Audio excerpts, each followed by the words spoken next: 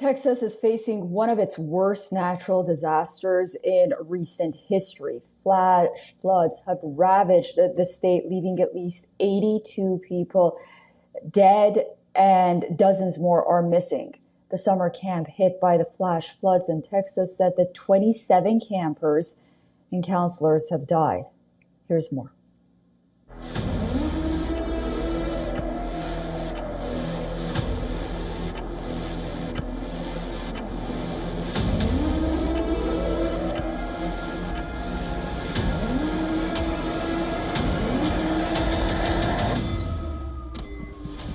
Night fell. Then the waters rose by 26 feet in under an hour, transforming the serene Guadalupe River into an unstoppable juggernaut. Homes vanished, cabins washed away, dozens of young lives, Central Texas plunged into catastrophe, the kind of tragedy which is rare in U.S. What began as a holiday weekend ended in tragedy. Many of the hundreds of girls at the Camp Mystic, a Christian girls' camp, were sleeping in low-lying cabins less than 500 feet from the riverbank. We're at Camp Mystic looking for our kids. We've been in Kerrville all night. We got here and started looking and the game warden showed up. We went as far as we could downstream. But we don't have the equipment for that, so we're letting them do that, and then we're looking for places that they're gonna potentially be alive. There's over 20 of them still out there. It all started when a powerful storm system stalled over the Texas Hill Country.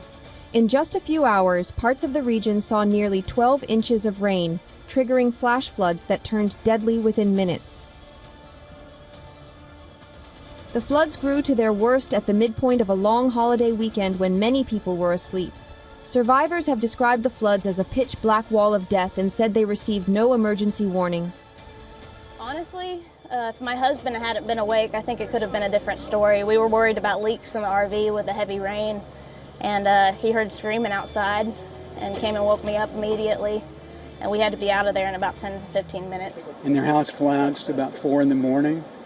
And they were being washed away, and on her cell phone, the last message they got was, "We're being washed away," and the phone went dead. Rescuers are working tirelessly to save survivors. Across the region, the devastation is widespread. As the region grapples with the aftermath of the floods, which President Trump calls once in a century flood, the Weather Office warns that more heavy rainfall is expected in coming days. There is heavy rainfall that's already occurred, and there's more heavy rainfall that's expected that will lead to potential flash flooding broadly in these regions: the Big Country, Concho Valley, Central Texas, and, once again, Kerrville. President Trump signed a major disaster declaration for Kerr County, activating the Federal Emergency Management Agency to Texas. Government left key vacancies at the National Weather Service or in the emergency coordination? No, they did not. They did. I'll tell you, if you look at that what a situation that all is, and that was really the Biden setup. That was not our setup, but I wouldn't blame Biden for it either. I would just say this is a 100-year catastrophe, and it's just so horrible to watch.